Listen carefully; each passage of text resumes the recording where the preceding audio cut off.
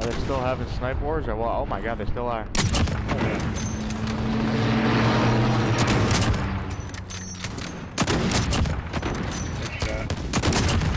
I'll go for that tank kid. 5 things we do not want in Modern Warfare's upcoming Battle Royale, Warzone.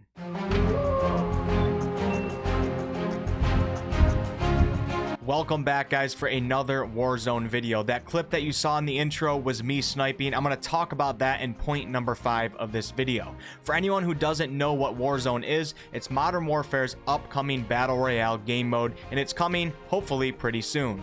I'll put a link below and above for a video that I made that kind of explains more of the gameplay details and information that we do know about this game mode. So in this video, instead of talking about what we know, we're going to talk about what we do not want to see in Warzone. Now, of course, guys, this is my opinion. Some people will agree, some people will disagree, dislike the video, and shun me to hell for it. But that's okay. We're going to talk about it anyways. Let's get right into it.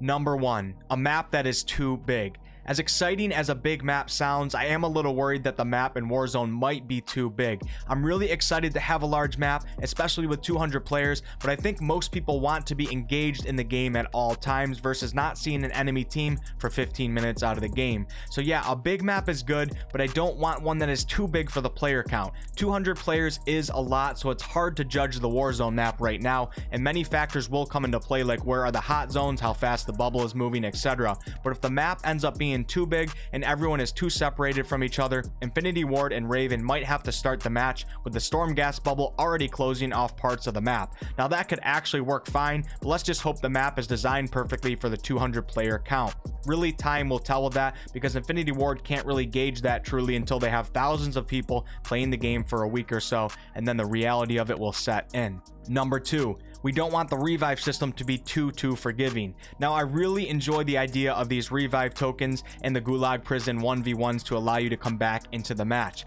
But if it is too common for players to come back, the game will not feel as serious or rewarding. When you wipe an enemy player out and the revive system is too forgiving, you won't get as good of a feeling for doing that, for you know they will most likely just be back in the match shortly, therefore making the precise shots that you executed and the amazing strategy that you pulled off hardly matter. So I'm definitely excited to have the option to bring back dead enemy players, but I do not want it to be too forgiving. I think Apex does a great job with this system, and Blackout is maybe a little too harsh. In Blackout, when you die in the main game, you then have to either leave your team and go into a new game or watch your friends play it out for 20 minutes. I really did like Blackout, though. I do tend to enjoy games that are punishing, but it could be a little frustrating at times if you died in the beginning of a match 2 to 3 times in a row and basically don't get to play the game, but instead you watch your friends. In Apex, if you died, your team was given an opportunity to bring you back to life, but the catch is they have to grab your tags and bring you to one of the limited amount of revive stations. That oftentimes will require some skills and strategy to execute. The game makes you work for the revive as opposed to just forgiving everyone. It worked great. In Warzone, they supposedly have this new system of revive tokens and the Gulag Prison. I'm really excited to see how it turns out. I'm just hoping they implement it in a way that is not too crazy forgiving, which would make killing enemy teams not really feel satisfying, knowing they will just be coming back to life. Number 3. Definitely do not want kill streaks to be too powerful or overly used. I like the idea of kill streaks in a battle royale. It's definitely interesting and new, but I don't want an enemy player calling in an AC-130 wiping out half the map. Being a battle royale mode and surviving matters, kills should require skill. We can't judge the game yet on this because we don't know how many kill streak options will be available, and we don't know how they will essentially work out, but I'm going to pray that they are well controlled, and if there are any crazy OP kill streaks, that the player who gets it has to be doing insanely good with a ton of kills and is just an absolute beast.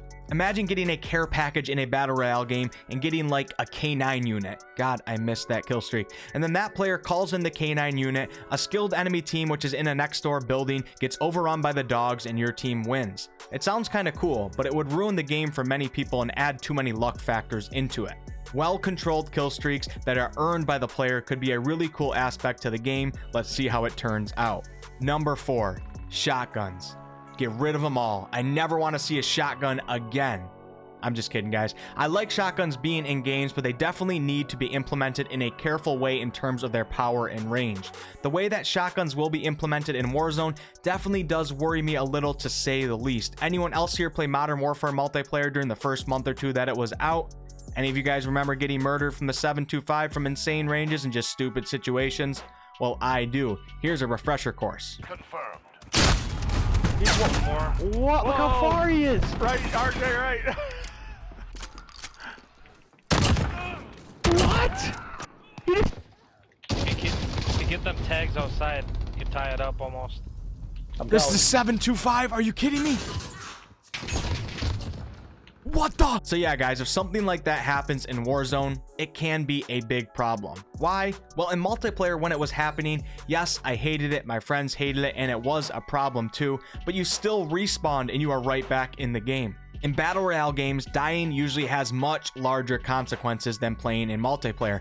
Therefore, getting kills should require more skill. When you get a kill, you should earn it from precise aim or completely outplaying your opponents, not just by coming out a door, hip firing across the street to one-shot kill an enemy player. If shotguns are OP, they could potentially ruin this Battle Royale. When shotguns are too crazy OP in a game, the game becomes more casual and just kind of like family friendly. Some might like that, and that's cool, but I like my competitive FPS games to require skill and give me the opportunity to move up the skill gap and become a better player. So staying on the topic of weapons, here's number 5 of what we do not want in Warzone. Just think back to my intro clip in this video.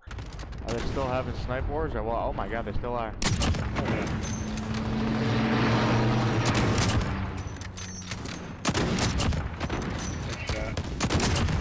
I'll go for that tank kid.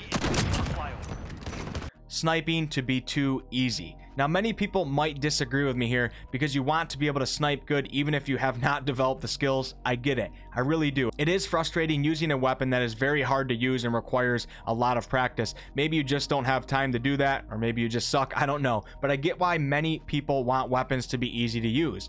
But guys, once again, this is a battle royale type game. Dying has bigger consequences. Just like the shotgun, a sniper is typically a very powerful weapon and can many times get a one-shot kill.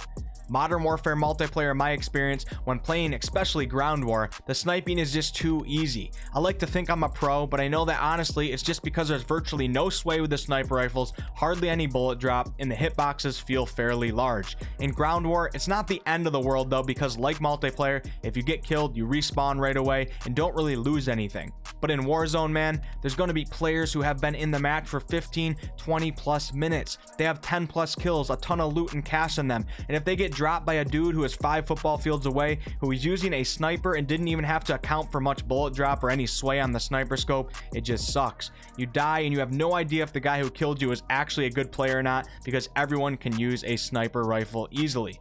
Fortnite is actually a good example of sniping taking a lot of skill. Some might argue that it's even too hard in Fortnite, but I actually like it. The players who are getting kills with these powerful weapons are most of the time really good players. They have developed skills, accounted for bullet drop, and have experience using these sniper rifles. They deserve to get that kill. They earned it. When I get sniped out in a game like Fortnite or even Apex, I usually say, damn, that was a great shot. Versus in Modern Warfare's ground war, where I'm usually just angry because you watch the kill cam and see how easy it was to pull off that shot. Give us some sway, give us some respectable bullet drop to account for, make us players earn our sniper skills, and I think Warzone will be amazing. So yeah, guys, all of these points that we talked about essentially boil down to not making the game too easy. Players should have to develop skills to earn their kills, and if they do, they deserve to win. Less winning from luck factors or sniping a team with a gun that is way too easy to use would be great. Games that are too easy or more based on family, casual type fun are awesome for certain situations. I just don't think that style goes well with competitive type FPS games. For example, Mario Kart is such a fun game to play with family because it gives everyone a chance to do well. Even if you're in last place, you're more likely to get items that will put you back into the mix. So no one really gets left out. Everyone is having fun. The winner could be really anyone most of the time. It's a lot of fun, but Call of Duty or other competitive FPS type games should not be like this. Let's pray for Warzone, because when games do this, they become quickly very boring for myself and usually most of my friends, and it takes out all the competitiveness that you want to feel when you're playing. Thanks so much for watching, guys. If you guys enjoyed the video, please like, comment, and subscribe. I will continue to cover all the Warzone news that we get, and maybe we'll talk about some more topics. I do all sorts of videos on this channel, ranging from comedy videos to live streams to game tutorials to game reviews to product reviews, etc. So hit that subscription button if you guys enjoy this content. I would love to see you guys again on a future video. See you on the next one.